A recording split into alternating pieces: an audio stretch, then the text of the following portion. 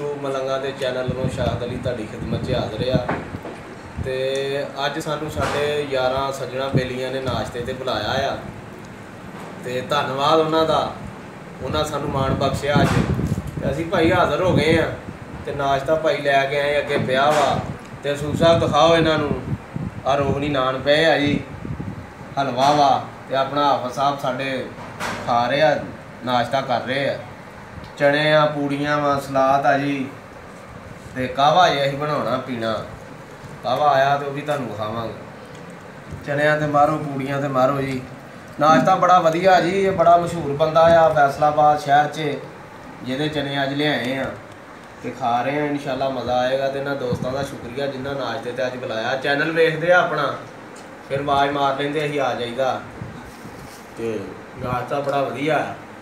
ਤੇ ਅਜੇ ਕੁਛ ਦੋਸਤ ਜਿਹੜੇ ਅੱਜ ਨਹੀਂ ਆ ਸਕਦੇ ਉਹਨਾਂ ਦੀ ਮੁਲਾਕਾਤ ਕਿਤੇ ਕਰਾਵਾਂਗੇ ਤੁਹਾਡੇ ਨਾਲ। ਤੇ ਨਾਸ਼ਤਾ ਚੱਲ ਰਿਹਾ ਵਾ। ਉਹ ਚਨੇ ਵਿਖਾਓ, ਫੈਸਲਾਬਾਦ ਦੇ ਬੜੇ ਮਸ਼ਹੂਰ ਚਨੇ ਆ। ਰੋਜ਼ ਕਰੋ ਯਾਰ ਇਹਨਾਂ ਨੂੰ। ਆ ਰੋਗਨੀ ਨਾਨ ਵਿਖਾਓ, ਰੋਗਨੀ ਨਾਨ ਆਏ, ਹਲਵਾ ਆਇਆ। ਇੱਧਰ ਵੀ ਸਾਬਾ ਨਾਲ ਮਾਰੋ ਕੈਮਰਾ। ਸਾਡੇ ਵੱਲ ਤੇ ਤੁਸੀਂ ਸਭ ਮਾਰ ਲਿਆ। ਮੈਂ ਮਸਰੂਫ ਆ ਖਾਣ ਨਹੀਂ ਖਾ ਨਾਲ, ਤੈਨੂੰ ਅਸੀਂ ਡੱਕਦੇ ਨਹੀਂ ਖਾਂਦੇ ਆ, ਤੇਰੀ ਮੂਵੀ ਬਣਾਉਣੀ ਹੈ। ਮੇਰੇ ਕੋਲੋਂ ਜਿਹੜਾ ਨਾ ਬੋਲਿਆ ਨਹੀਂ ਜਾਂਦਾ। ਲਓ ਜੀ, ਇੰਤਜ਼ਾਰ ਦੀਆਂ ਘੜੀਆਂ ਗਈਆਂ ਜੇ ਮੁੱਕ। ਹੁਣ ਖਾਧੇ ਸੀ ਚਨੇ, ਨਾਨ, ਹਲਵਾ ਤੇ ਪੂੜੀਆਂ। ਤੇ ਪੂੜੀਆਂ ਨਾਲ ਗਲਾ ਥੋੜ੍ਹਾ ਜਿਹਾ ਨਾ ਤੁਹਾਨੂੰ ਪਤਾ ਹੀ ਆ, ਫਿਰ ਉਹਦੇ ਉੱਤੋਂ ਜਿਹੜੀ ਗੁੜ ਵਾਲੀ ਚਾਹ ਨਾ ਜੀ ਦੋਸਤੋ, ਉਹਦੇ ਨਾਲ ਗਲਾ ਫਰੈਸ਼ ਹੋ ਜਾਂਦਾ। ਤੇ ਕੈਮਰਾਮੈਨ ਸਾਡਾ ਤੁਹਾਨੂੰ ਦਿਖਾਏਗਾ ਚਾਹ। ਗੁੜ ਵਾਲੀ ਚਾਹ ਆਈ ਆ ਬੜੀ ਵਧੀਆ ਤੇ ਬੜੀ ਸੋਹਣੀ ਵੇਖਣ ਨੂੰ ਲੱਗਣ ਡਈ। ਤੇ ਲੱਗੇ ਆ ਯਾਰ ਬੇਲੀ ਹੁਣ ਪੀਣ।